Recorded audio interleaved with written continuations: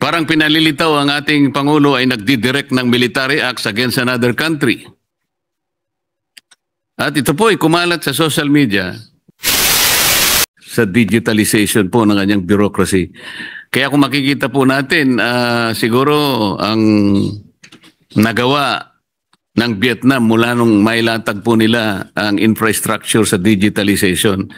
Talaga pong hindi ko naman po masasabing na pag-iwanan po tayo ng malayo, pero makikita po natin yung mga indicators na halimbawa po kapag binangga natin yung per capita income po ng mga bansa sa ASEAN, meron pong direct correlation po dun sa bilis o sa bagal ng ating internet, lalo na po yung broadband na sinasabi natin. Halimbawa po, Mr. President, yung per capita income po natin ay napakababa kung ikukumpara po sa Singapore. Ang Singapore po, ang per capita GDP is $88,000 per citizen. Sa mga yun po yung balik share ng isang Singaporean sa kanilang total economy, $88,000. Ang Brunei po ay $35,000. Malaysia, 13,000. Thailand, 7,800. Indonesia, 5,270. Vietnam, 4,620. Ang Pilipinas po ay 4,130. So makikita po natin, nasa mababang antas po tayo. Dahil isa po sa pinag-uusapan sa ikabibilis po ng ekonomiya, ay yung pong communication. There will be no debate as to the significance and impact of communication and technology in the growth of the nation, Mr. President. Totoo yan. Dahil makikita ho natin ngayon na everything is interconnected.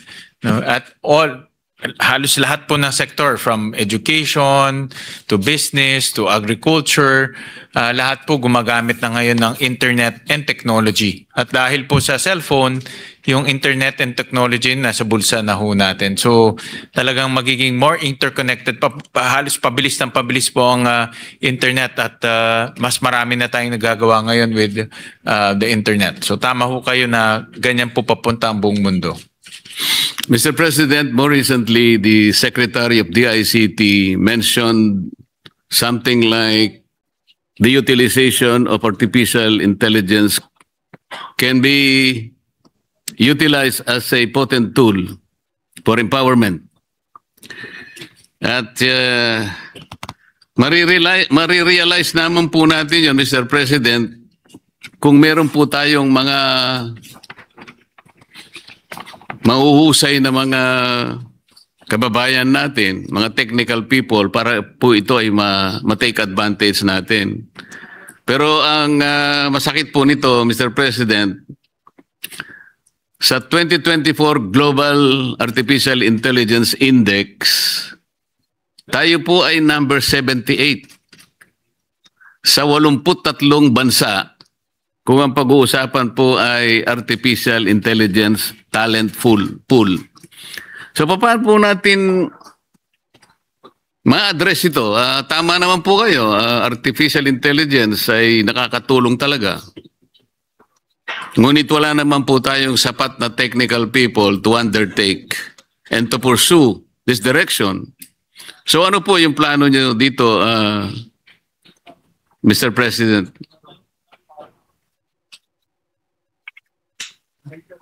Kayo, Mr. President, ang artificial intelligence, napakabilis pong nagiging importanteng tool para sa ating lahat. Yun din po ang gamit ko pag nagre-research ako or may pinapasummarize ako mahabang mga papeles.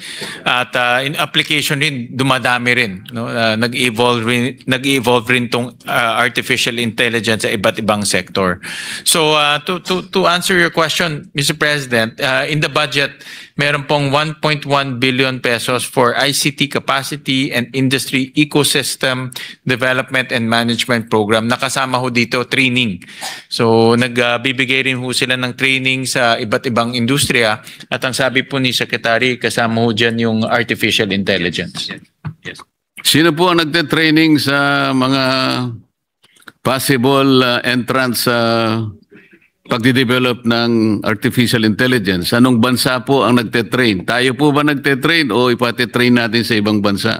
Yes, Mr. President, meron ho silang mga partners, kausap po nila yung mga Google, mga OpenAI, mga malalaking AI firms. So ito po ay kinakausap nila para magbigay po ng training sa ating mga constituents, government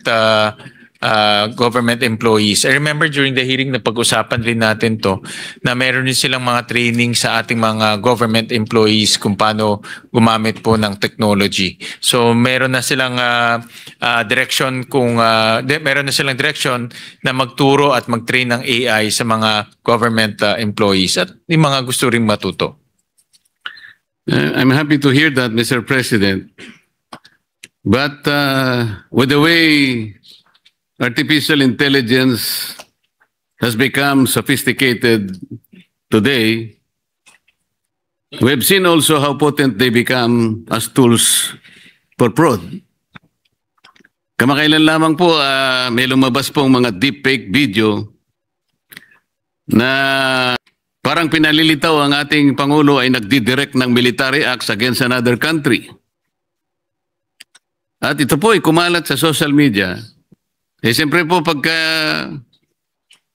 hindi mo masyadong tinignan yun, maaari kang makapag-isip na maaari kang mabigla, maaari ka pang atakihin sa puso pagka ganun nakita mo.